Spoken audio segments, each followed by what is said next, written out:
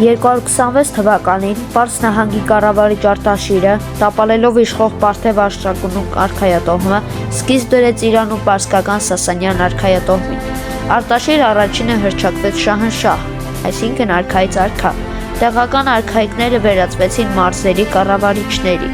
Շահնշահի իշխանությունը հենվում էր բանակի վրա,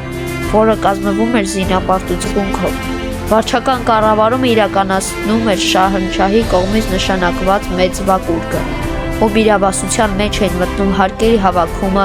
ամրոցների, ճանապարհների և կամուրջների շինարարությունը։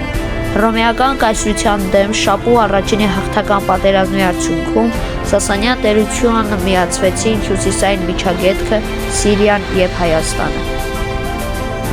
7-ից 4 դարերում Իրանում ձևավորվում էին ավատատերական հարաբերություններ։ Մանր ավատատերները կոչվում են ազատներ։ Խոշոր հողատարածքներն էին կենտրոնանում իշխող արքայատոհմի ազգականները և մերձավորների ձեռքում։ Գյուղացիները միավորված էին համայնքներում, որոնք հողային կախման մեջ էին պետությունից կամ ավատատերներից։ Սասանյանները հովանավորում են հրադաշնակ կրոնը և տիրության միասնականությունը պնդելու համար փորձում էին ամրապնդել հպատակ ժողովրդին։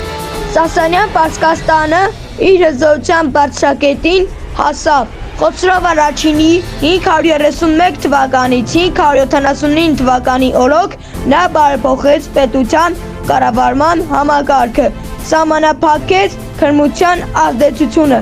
կարգավորեց հարկերը, ուժեղացրեց բանակը։ 7-րդ դարի կեսին Սասանյան Պարսկաստանը նվաճվեց արաբների կողմից։ Իրանի տարածքը ներառվեց արաբական խալիֆայության մեջ, բնակչությունը բռնությամբ իսլամվեց։ 7-րդ դարում ավատատերական կարգը Իրանում զարգացավ և ամրապնդվեց։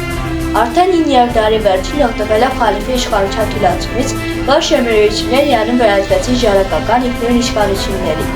11-րդ դարի կեսին Սելջուկ թուրքերը գրավեցին Բաղդադը և խալիֆության ենթակա Իրանի ողջ տարածքը։ 13-րդ դարի կեսին Իրանը նվաճեցին մոնղոլ թաթարները և վերջ դրեցին արաբական խալիֆայությանը։ Մոնղոլների տիրապետությունը Իրանում շարունակվեց մինչև 14-րդ դարի կեսերը։ 15-րդ դարի վերջին Իրանի կար ժամանակում մտավ Լենգ Թեմուրի տիրապետության կազմի մեջ։ Ումայից հետո 15-րդ դարի սկզբին Իրանի տարածքում ձևավորվեցին թուրքմենական, քրդական, աղվանական, վարչադուր ցեղերի մի շարք իշխանություններ։ Շիա մահմեդականների հոգևոր առաջնորդ Սեֆի էդ-Դին սերունդները 14-րդ դարից սկսած իշխում էին Ատրպատականի Արդաբիլ քաղաքում։ Ատրպատականում և Հայաստանում հաստատված թրքալեզու վաճկատուն ցեղերը ի նշան Շեխ Սեֆիին իրենց հավատարմության կրում էին կարմիր գլխարկներ, ինչի համար կոչվեցին Ղզլբաշներ, կարմրագլուխներ։ Սեֆիի սերնդից Իսմայիլը 1502 թվականին սկիզբ դրեց Իրանում Սեֆյան հարստությունը, որն իշխեց մինչև 18-րդ դարի սկիզբը։ Նա Ղզլբաշներից ստեղծեց մարտունակ բանակ և իր գերիշխանությունը հաստատեց Իրանի մեծ մասում, Հարավային Կովկասում և Միջագետքում։ Իրանի միավորումից անհանգստացած Օսմանյան սուլթան Սելիմ I-ը մեծ բանակով շարժվեց դեպի Իրան։ 1514 թվականին Չալդրանի ճակատամարտում Շահ Իսմայիլի բանակը ջախջախվեց։ Մայրաքաղաք Թավրիզը գրավվեց և կողոպտվեց։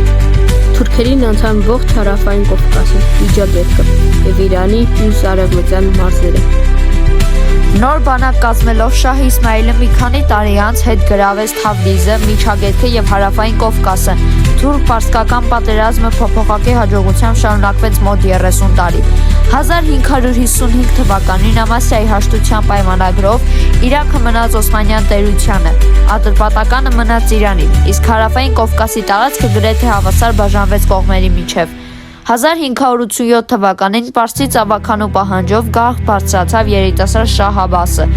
Նա ստիպված էր 1590 թվականին Օսմանյան տերության հետ կնքել Իրանի համար ծանր հաշտության պայմանագիր, զիջել ողջ Հարավային Կովկասը և Ատրպատականի մեծ մասը։ Հենվելով պարսիկ ավագանու և խոշոր վաճառականների վրա, Շահ Աբասը սահմանափակեց վաճկատուն ցեղերի ավագանու ազդեցությունը, ամրապնդեց կենտրոնական իշխանությունը, իրականացրեց երկրում վարչական ու ռազմական բարեփոխումներ։ 1603 թվականին իրանական բանակը հարձակման անցավ, գրավեց Թավրիզի, Նախիջևանի, Երևանի բերդերը և հետ գրավեց Օսմանյան տերությանը նախկինում զիջած տարածքները։ Օսմանյան տերությունը մեծ բանակ ուղարկեց պարսկական զորքերի դեմ։ Թուրք-պարսկական պատերազմն ավարտվեց 1639 թվականին, կասրեց Շիրինի հաշտության պայմանագրով։ Հայաստանի արևելյան մասը մնաց Իրանի, իսկ արևմտյան մասը Օսմանյան իշխանության տակ։ Սահմանն անցնում էր Արաքս եւ Ախուրյան գետերով, Կուտուրի լեռներով։ Շահ Աբասի գահակալության տարիները Սեֆյան Իրանի տնտեսական, քաղաքական եւ մշակութային բարգավաճման ժամանակաշրջաններն էին։ Նոր ջուղայում հաստատված հայ վաճառականներին լայն արտոնություններ տալով Իրանը մեծ շահույթ էր ստանում միջազգային առևտրից։ Շահ Աբասը դիվանագիտական եւ առևտրական կապեր հաստատեց Եվրոպայի, Ռուսաստանի եւ Հնդկաստանի հետ։ Հետաքրքրվում էր այդ երկրների տեխնիկական եւ մշակութային նվաճումներով։ Անգամ երիտասարդ նկարիչների սովորելու էր ուղարկել Իտալիա։